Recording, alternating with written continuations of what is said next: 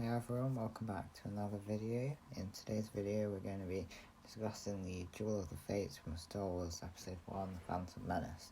Now this duel took place between Obi-Wan Kenobi, Darth Maul and Qui-Gon Jinn. The main premise of the duel is that depending on the outcome, we will either see the original Star Wars timeline or a timeline which much favours the Jedi. The duel is obviously over Anakin Skywalker's fate, and depending on who survives the duel with, kind of who will train him, and depending on who trains him, obviously will depend on what happens. If Qui-Gon was to survive the duel, then he would have been the father figure that Anakin needed, rather than the brother figure that he received from Obi-Wan Kenobi. Qui-Gon would have been much more strict on Anakin than Obi-Wan. For example, the scene which we see in the Phantom Menace, Attack of the Clones, certainly would not have happened where Anakin kind of challenges Obi-Wan to try and impress Padme. But I think if Qui-Gon was the master, Anakin would not have tried to impress Padme,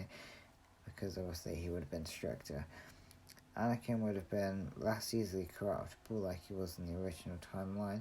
He would be more like Qui-Gon Jinn and kind of do what the Force yields him to do.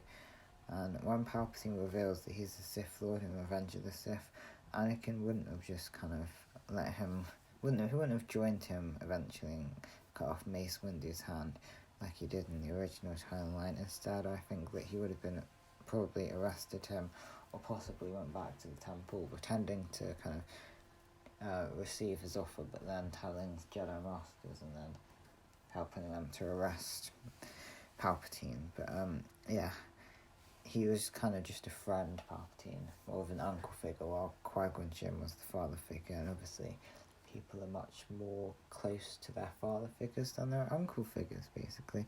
So yeah, anyways, Qui-Gon would have probably warned Anakin to be wary of Palpatine, and which would lead to a much brighter sort of timeline where the good guys win, basically. Anyways, guys, hope you enjoyed this video, and I'll see you in the next one.